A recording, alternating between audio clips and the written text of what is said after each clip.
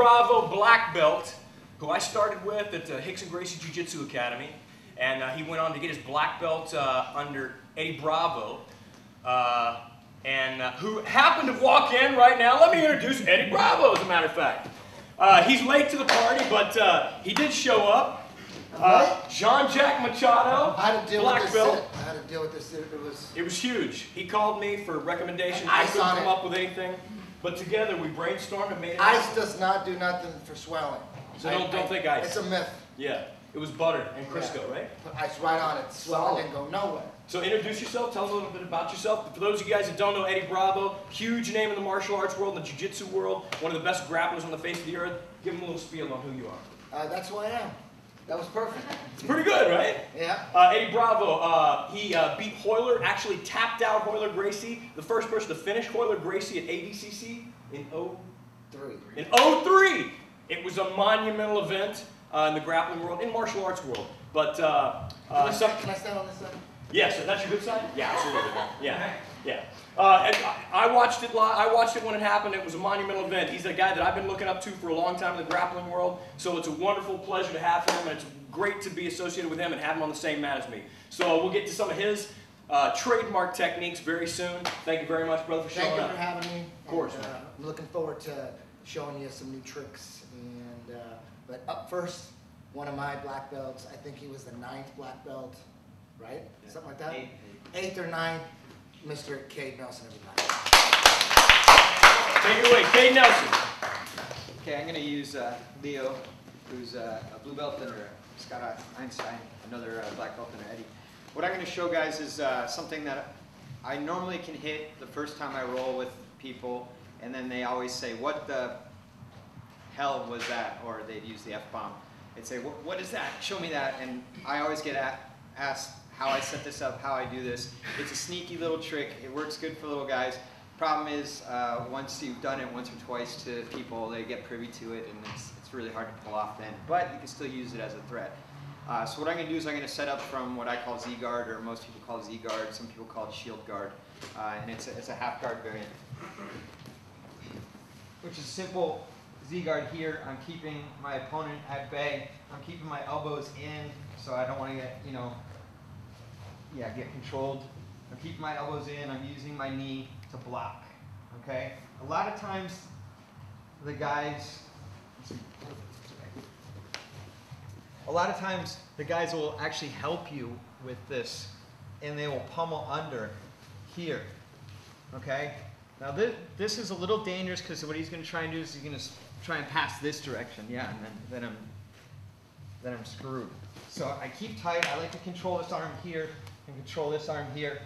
And what I'll do is I'll bring this hand simply to this side of his head, and I'll push him away and bring my leg to this side of his head. The only problem I need to worry about here is the guy's smart. He'll push down and do like a leg drag kind of pass there. So I need to stay strong here. My left hand is going to the back of the bicep here. I'm not pulling, I'm just keeping it nice and relaxed here. I'm not threatening, I'm blocking here. So what a lot of times the guy does is he'll come and he'll smash me down and try and, he'll pin me down like this, which is a little uncomfortable, and I'll go ahead and play into it.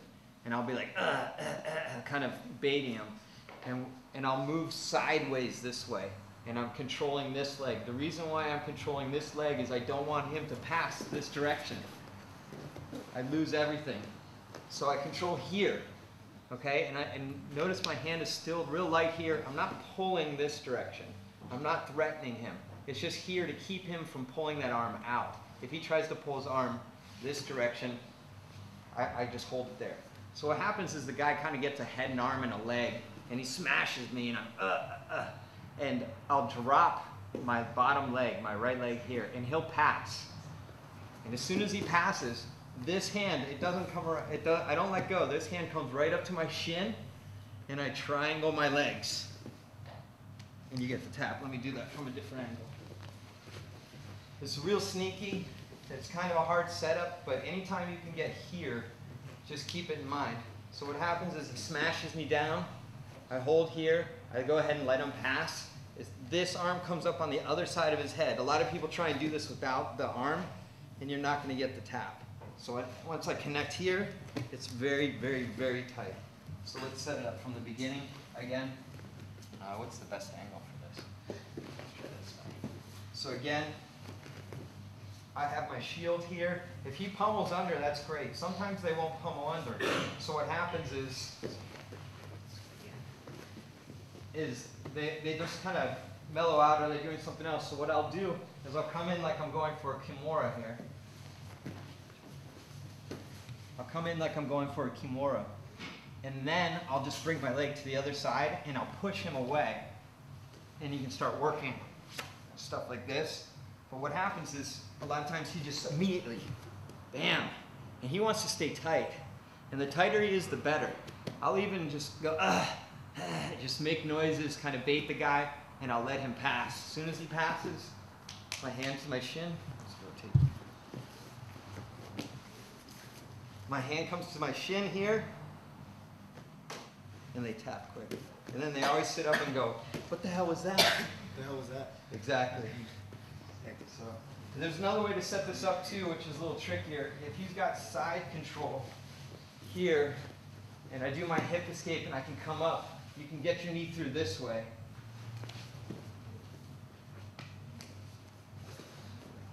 So one more time. I got my shield guard here. If he doesn't pummel under, don't worry about it. You can always bring your leg in this direction and then come around. Okay, but that kind of, projects what you're trying to do. I always like it when they just go ahead and pummel this way. Here, I frame, I just move my leg to this side. The only thing I really need to worry about is him taking this hand and pushing my leg down. Okay? As soon as I get this leg here, this hand comes under and hooks the leg. This keeps him from passing that direction. If I don't have that, he's just going to come around, and get the pass. So I'm hooking here. My left hand goes on his bicep, and I'm not pulling, because then it's going to project what I'm trying to do. And he starts to smash. I let him pass, come up, get the tap. It's really sneaky. You can hit it, but what happens is people know what you're going for, but it's really fun now. I use it to keep people at bay and keep them away. And as soon as you put your head on the other side, they'll just back out of your guard or back out, and they're always threatened by that. So now it's more of a threat than I actually submit someone. But normally when I roll with someone for the first time, I'll get that very consistently, and then we have to stop what we're doing. They want me to show it to them, and they do it a bunch of times. So it's tricky, but it's fun, and it's always fun to see someone's face go, how did you set that up? What happened? So that's it, and happy to answer questions. Cade Nelson, ladies and gentlemen. Thanks very much, brother. Hey guys, I actually love that no-arm triangle. I didn't know what you call it, but I call it a no-arm triangle. It's a very sneaky attack. Side triangle. And it's approached from a very benign stance. A lot of people think, oh, I'm not in any danger here at all. The next thing you know, he's very tight, and it's a wonderful submission. I actually dig that. But I've never seen that specific setup. Yeah, I actually learned that as a blue belt, and it was one of the only consistent things I was hitting on higher belts. Yeah. But the problem is, once they saw it, it was a done deal. But it's always fun to go to a new academy, and I would say, normally within the first 30 seconds of rolling with someone new, I can hit that. But not only that, is once you get really well versed at that specific position, you may not get the finish, but you prevent them from passing that direction. Exactly. So it becomes a stalemate. They're like, okay, I can't continue that pass in that all direction. my normal rolling partners now, as soon as that leg lands on that side, they immediately start backing out, and they don't try and pass that way anymore. You recompose your guard. It's a great position. Thank you very much. My pleasure. Now, guys. The traditional, conventional way. It's just a couple little tweaks that needed to happen in the transition from gi to no gi. And back in the early 2000s, according to the Brazilian Jiu-Jitsu community, it was thought that there was no difference between gi and no gi. That all the guys that are really good at no gi, they train gi 95% of the time, and they train gi or no gi when a no gi competition's coming up. And there is no difference. And I was always trying to point out the obvious differences. Gi, you're grabbing a collar, you're grabbing a sleeve. No gi, there's no collar, there's no sleeve. It's really simple. So I was trying to present the common sense, and most of the Brazilian Jiu-Jitsu community they just didn't even want to address it. They're like, everyone's winning Abu Dhabi, they all come from the gi, it's all the same. And it was almost comical when someone on the internet would say, ha, this guy just won a no-gi tournament, he's never trained no-gi in his whole life. It's like a funny thing. People, oh look, meanwhile I'm trying to help jiu-jitsu. I see the problem, especially in MMA, when you're practicing yanking and pulling on collars and sleeves, and there's no punching. Now there's no collars and sleeves, now there's punches. You're gonna tell me it's the same thing. It's not the same thing. It's totally different. And how things have changed now. Now, the king of jiu-jitsu, Marcelo Garcia, the king, what is he saying now? People would say, oh, he never trained no gi, he just trains the gi, and then you start seeing him online, and you're like, wait a minute, he's training an awful lot of no gi. All the classic the rolls, most of them are with no gi. I rarely even see the rolls with the gi. It's usually no gi. And then it just became a point where he had to come out, and in his latest interview with Budo Videos, he's saying he trains gi, no gi 50-50. 50% gi, 50% no gi, and when he trains in the gi, he trains no gi grips. Like, what happened? I thought it was all the same. Now he's saying it. He's saying it, so you don't even have to listen to me anymore. When I'm trying to tell you that there's a big difference. The collar and the sleeve is huge. If your whole game is grabbing the collar and the sleeve, it's going to be a hard transition no-gi, because now you're going to have to change your whole fighting stance. It's like you're fighting in horse stances all day, and then in competition, you stand in a Western boxing stance. There's a difference. So now Marcelo, the king, first, a few years ago, we had Roger Gracie. He said, famous quote, 80% of Brazilian Jiu-Jitsu is useless in MMA. We saw it. That was a huge quote. That was on the underground, big quote. Like, whoa, okay. But no one really knew how to take that. Then Hickson last year, he said 70% of Brazilian Jiu-Jitsu is useless in MMA. Not quite 80, but still 70. And now Marcelo Garcia says, when he trains in the gi, whether it's takedowns or the techniques on the ground, he makes sure that he's using no gi grips, which means not grabbing the collar, not grabbing the sleeve.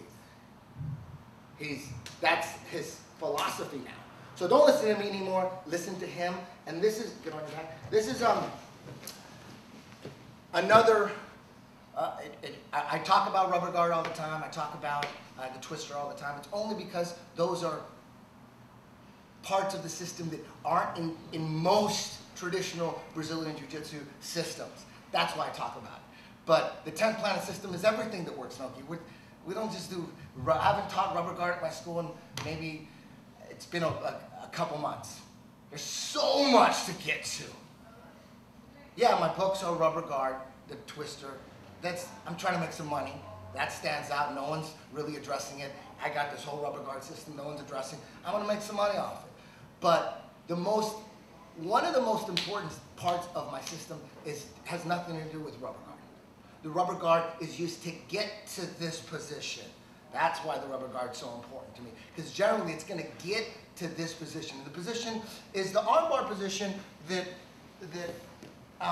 really doesn't have a name. I guess you can call it armbar position. But the way I play it, I call it spiderweb. It's not spider guard, it's just called spiderweb. Because to me, this is where I'm trying to get. I'm trying to get right here. I'm trying to attack. I'm going after his right arm, and that means I'm going to deep hook it with my left arm. I'm not going to deep hook it with my right arm. Real simple. And this is the end. This is first and goal on the one. It's very grim for him at this point right here. This is what I'm trying to get to. This is a deep hook, reaching for my hip, controlling the legs, and crossing my feet. Really simple, just 3 things. 4 if you want to add the leg curls too. But it's just 3 things. Deep hook, the most important thing. Second most important thing is controlling these legs. Sometimes it's like that, sometimes it's like that, sometimes it's like this. Always got an eye on those legs. if I attack his right arm with my right arm here, he has his legs. And some guys, his legs are free, and some guys are really good at controlling them. They can't get up. But if this guy's really athletic, he can roll up on top of you. I don't want anybody on top of me here. It's not over, but it's a lot better for him. This is where I want him. On his back, he can't stack me here. And I'm gonna attack his right arm with my left arm so I can control his legs. He's not gonna get on top of me here. It's not gonna happen. And I'm crossing my feet, obviously. I have no idea to this day why there's still controversy on, do you cross your feet or don't you cross your feet? I've heard that since I was a white belt.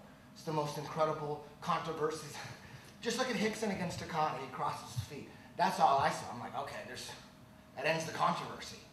Hickson against Takada, crosses his feet. And then you look at the current king or queen of this position, and she does it a little different. Ronda, she's always crossing her feet. Cross your feet. If you open your feet, he can corkscrew out of here. All right? So why is this deep hook the most important thing? Because if I'm not reaching as far as I can to my hip, I used to grab my pants here because I knew if I could just grab my pants right here, there's no way he's escaping. I'll open up, there's no way he's going to get that arm out here. This is too tight. There's no way he's getting out of there. So as a blue belt, purple belt, I'd always reach and grab my pants. After a while, I just reach so much that I don't even need to grab my pants. If you want to get crazy and you need an extra tight, deep hook while you're controlling this leg, you can grab your own elbow here if you need this. As long as it's as deep as you can go, he's not getting out of this arm lock. Now, this is the most important thing. Nice deep hook, control the legs. We went over that. So it keeps him on his back. We want to keep him on his back. Cross my feet, immobilize him naturally, and take away one of the most popular escapes from this position, the corkscrew. We just did that. So this stops the corkscrew too. I can open up my feet here if I have control of his leg. He ain't gonna corkscrew here, but we have double protection here. And I want to do a leg curls into him and squeeze him. This is where I want to be, right here. And I want to master as many different ways to get to that position. Master as many different deep hook transitions of spiderweb as you can. They're all over the place. And the first and most important step is the deep hook. So how do we get the deep hook? Let's say if we're in the mount, it's just, you just hook that right arm. No, you got to understand the subtleties of the angles. Right here, this angle, I can't put it in. He's defending beautifully. How can I get my deep hook in there? I would need his arm right here. Yeah, that's what I needed. How am I going to get his arm up there? That's the game. I'm always looking for opportunities where I'm blocking my body. His arm is up for whatever reason. For whatever reason. Maybe I'm punching him here. His arm's up, it's in the perfect spot. No need to punch anymore. You just need to have a smooth transition to that deep hook. Right here, the fight's over. Even though he's defending his arm, he can defend it all over. I don't want the arm. I'm not trying to take the whole arm at once and he's gonna roll up on top of me. And then, that's why in most Brazilian Jiu-Jitsu black belts that are involved in MMA, that's not a transition that you go to that. If there's 10 seconds left, go for the armbar. Why? Because you're going to lose position. They're going to roll up on top of you. They're going to be on top. Stay on top. Don't go for the armbar until there's 15 seconds. Because if you're going for the arm and you're not controlling the leg, that's a great strategy. Don't do that. Wait for 10 seconds because we're not controlling the leg. So if you're not controlling the leg and you're just going to go for it all at once, yeah, he's going to get on top probably and then pull out. But if you're taking away that escape route and assuming he's going to scramble, for whatever reason, we got that arm up. Boom. I'm not going to sit back until I grab this leg. And his arm is defending. I'm not trying to take his arm. I want him to defend that arm. We're going to stay here. He's going to thrash around. He's going to thrash around. He's just wasting his energy. And when he's ready to go, the last thing he wants to do is straighten his arm. He's got it all tight. He's like, you got me in spiderweb, but I'm not gonna straighten out that arm. All you gotta do now, he wants to straighten the arm out. Now he wants to, no, now you do. And then when he does, we catch him. Either he taps from the arm crush, or you're waiting for that arm bar. He's gonna escape. It doesn't matter to me whether he escapes or not. That's the beauty of this. And when I'm in spiderweb, whatever transition I took, whether I was able to take it from the mount here and then grab the leg, or he bridged over his left shoulder, Bustamante, and then I put the deep hook in. Look, I caught it, flipped him over, now we're here, or he's on all fours. Just do it. Look what Rhonda's doing. Rhonda's not kicking back on the back. About 80% of the time you see this in the UFC, there's no rear naked choke. Pay attention. Do some statistics. It's not working. You got some big gloves, guys are really good at defending. Like how much time's left? It's not even that crazy. He's got his back, so what? In MMA, it's not that crazy. Do what Rhonda does. Just forget about the back, go right to spiderweb. This is the easiest transition to spiderweb in the game. On all fours, and I'm on his back, you're doing this, trying to go, the deep hook is easy. From the mount, it's hard to put in, but from here, look, I'm just gonna put it right in. Ooh, that's what I was looking for. Now we gotta get the swim move down, flip him over, all that needs to be practiced. He's defending his arm, he's freaking out. My deep hook is nice and deep, and then when I'm ready to go, now it's over. Either I'm gonna get him there, or I'm gonna get him there. Never let go of the leg.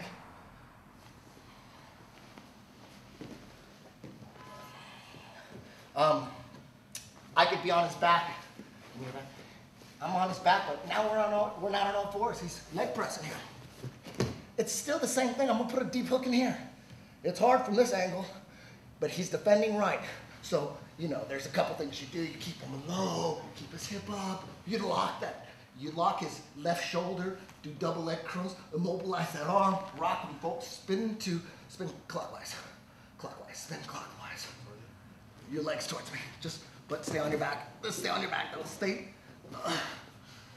this way. There we go.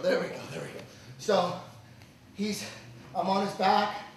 Now I immobilize his left arm and do a double leg curls on his left arm. I swing him forward. Now I'm here.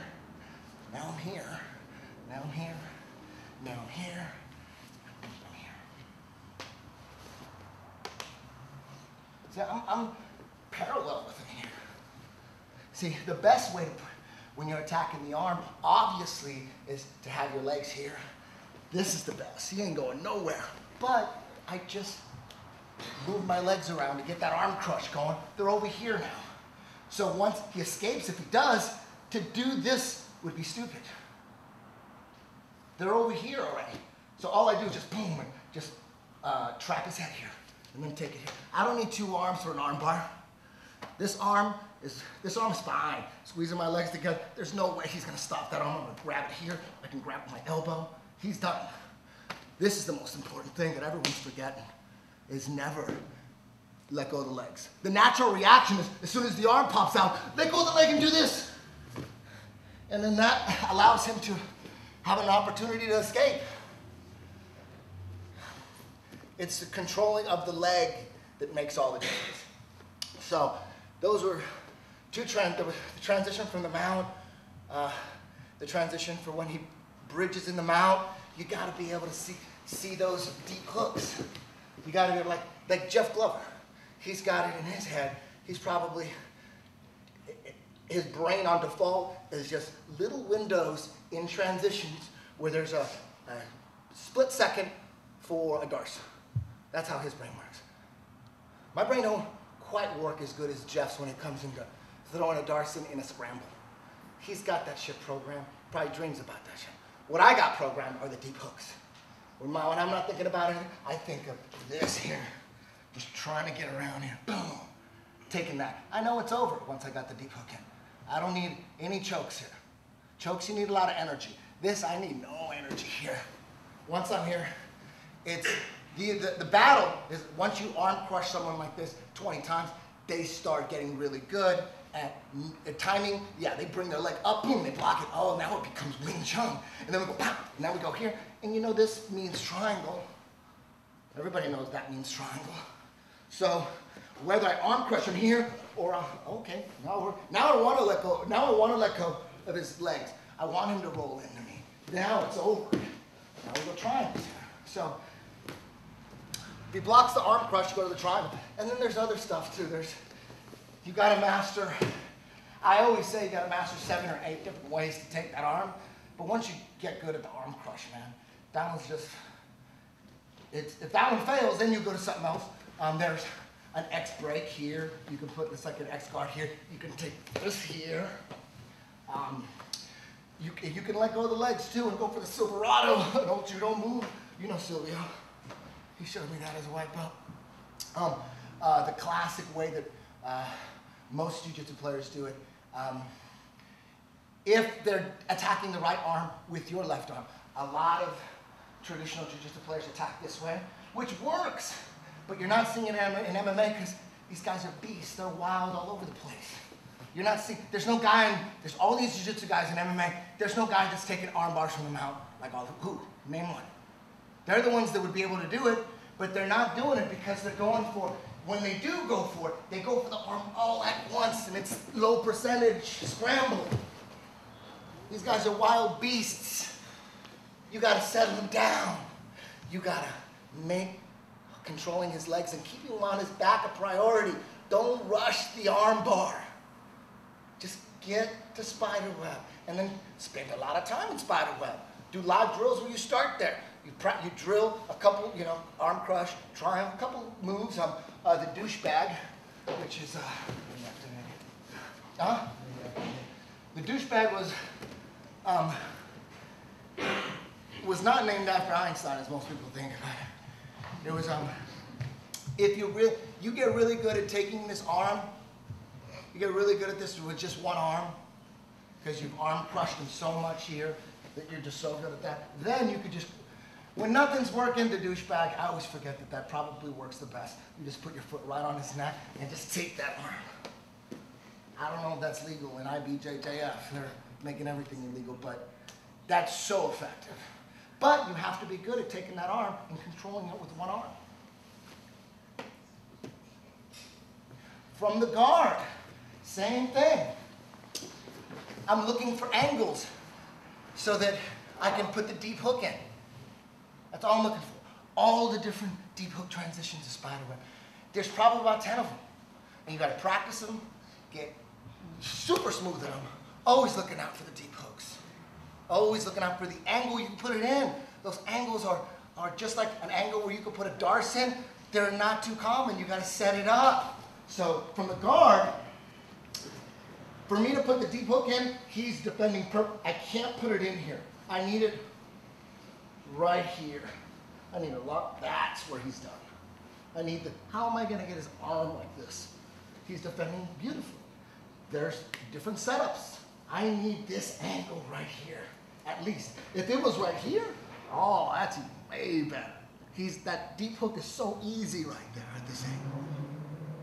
And you could just swing right to it, put the deep hook in, and go. And now, the match is 98% over at this point. So, we're looking for those angles. Now, in the rubber guard, promised I wouldn't teach anything, but this is just, his elbows are in the correct defensive spot. How do I move him over? One way is getting into crackhead control here. It would be nice if I could just push this elbow in with my hand, just push it, and then I just jump on, put the deep hook in. In the real world, that's not gonna happen, all right? In the real world, you need the help of your legs here. And that doesn't even work all the time. That's a pump. The super pump is, from this angle, crackhead control, he's in good, he's strong here, he's squared up. If you have flexibility in your rubber guard player, I'm gonna mess all this comfort he has right now. I'm gonna double bag, clear the neck without the hand on the mat anyways. And now he don't like this. Now he don't like this at all. So now it's easy to push that in. And if you got your deep hook transitions down, you're right here. If you practice that, you saw the angle, boom, deep hook, make it happen, take it home. Forget about passing guards and all that shit. Bam, right there. Forget about the back. I don't want the back. The back, I'll mess with the back a little bit, work on my squeeze. I'm looking for that deep hook transition to spiderweb. I'm looking for what Ronda's doing. That's the future. Dudes are just too good at defending the back. With gloves, the master, Marcelo Garcia. He's the master of rear naked chokes. No one's even close to the rear naked choke. He's so good at it, he's bored. He's trying to choke people out with crucifixes now. He's not even putting them leg hooks in. He goes, let's do some other shit. That's how good he is. In his MMA fight, he was having trouble because of the gloves. He had dudes back. His one and only MMA fight, he couldn't get that choke in. It's really easy to defend rear naked chokes. If you're fresh and you know what you're doing, you're not just some hobo off the street who was a street fighter who thinks he snuck into the UFC, and how did he get in? If you ain't one of those dudes, you're a dude who actually trains, and man, it's easy to defend the rear naked choke. Put a dude on your back for 6 months, and you figure it out. You're like, oh, okay. All right, so for me, I like the Ronda Rousey strategy. She's like, the back's, that's 2000 and late. Let's go after that arm. Does that make sense? Yes. This is what I try to hammer home when guys come through my gym. They're in the UFC. Rubber guard is a long-term project. You got to really want that. I'll give it to you, but you got to listen to me, and you got to really want it. If you don't really want it, you got to be on a mission if you want to be a rubber guard master. That's got to be a mission because it's a harder game to play because it's 100% clinch based.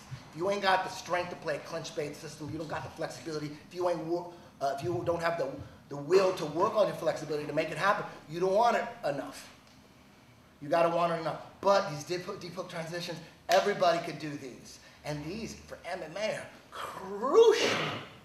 What's going on the traditional way, and you see this a lot, and I don't mean to bag on the traditional way, but this is better for the gi. Watch me have your back. This is better for the gi, I think. I didn't even do it this way with the gi, but if I was going to go for an arm bar from the back, instead of doing this,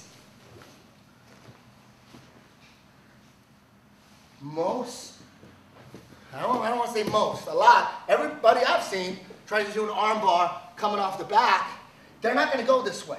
They're going to go this way, trying to take it this way. They want to turn on the inside. And if you got a collar to hold on to, I guess that's bad. I'm guessing. That's why everyone's turning in that way. That, and also attacking the arm in the guard the traditional way. If I was attacking the right arm, most people would attack that right arm with their right arm. Grab the inside of the sleeve and pull it across. Do this right here.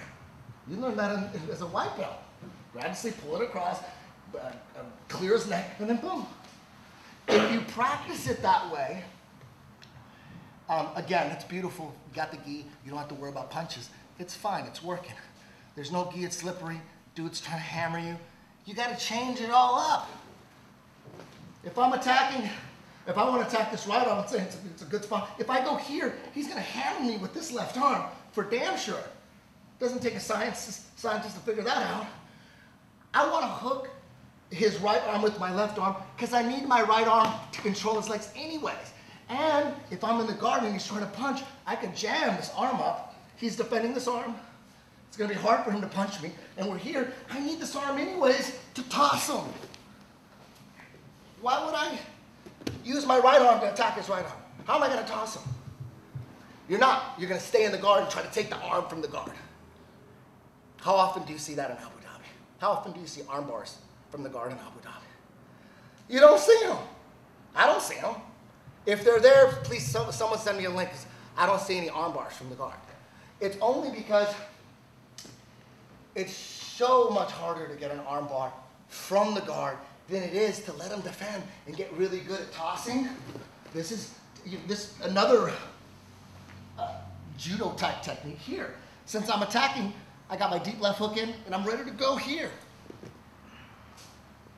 You got to get that motion down like a judo player.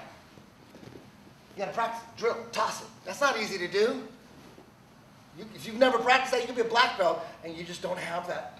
You got the deep hook in and your right arm, you're C-cupping, and that's a technique. It's just like a judo throw. You need to spend time with it. Also, if I'm under here and I'm attacking, I'm gonna toss him. But if he's got all his weight over here, I can't toss him, I can't get under him. So whatever, you go out the back door, you swim. You gotta have that move down. It's over here.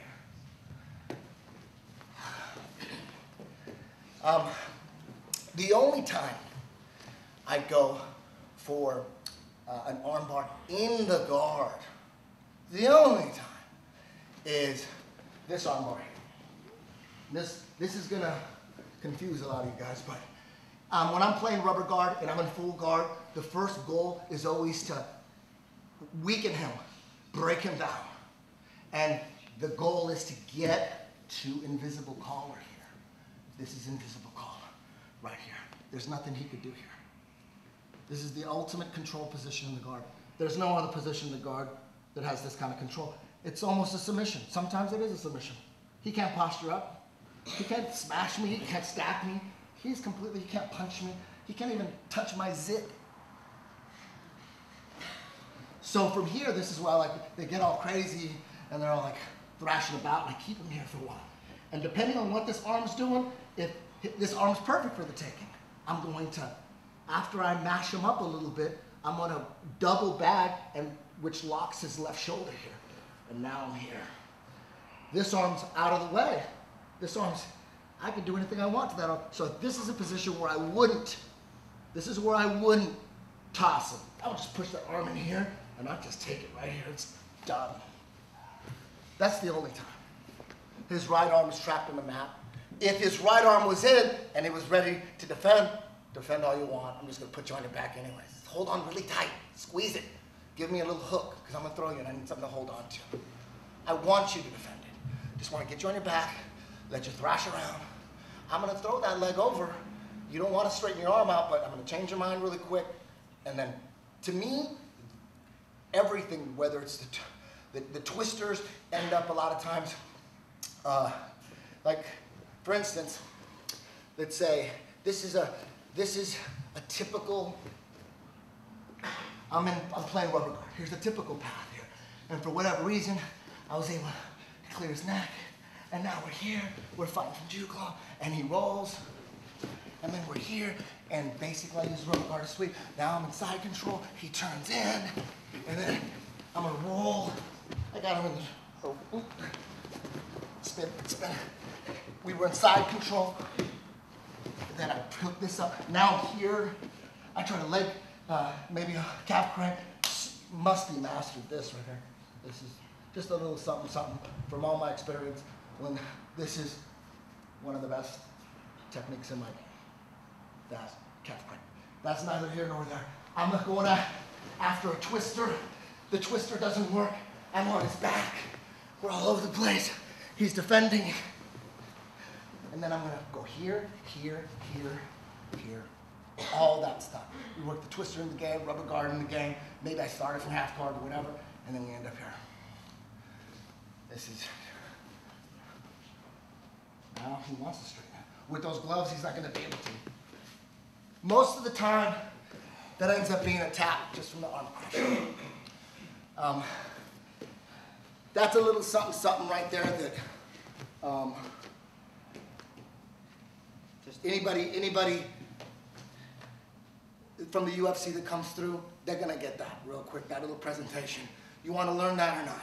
The only way you're gonna learn that system is not by watching. You gotta practice. Those deep hooks, they gotta be in your DNA. So, there's rubber guard out there, there's twister, lockdown, half, all that stuff. But the meat, probably the most high percentage submissions and transitions, and part of the whole 10-planet game is what you just saw there. Thank you very much. Thank you, Sean, for having me. Guys, thanks very much for Eddie coming out here and showing a lot of stuff, guys. There's a wealth of information there. I hope everybody took some notes. Yeah, thank you very much for showing up, man. It was a pleasure, man. Thank you. Thank you very much, guys. Thank you, Einstein.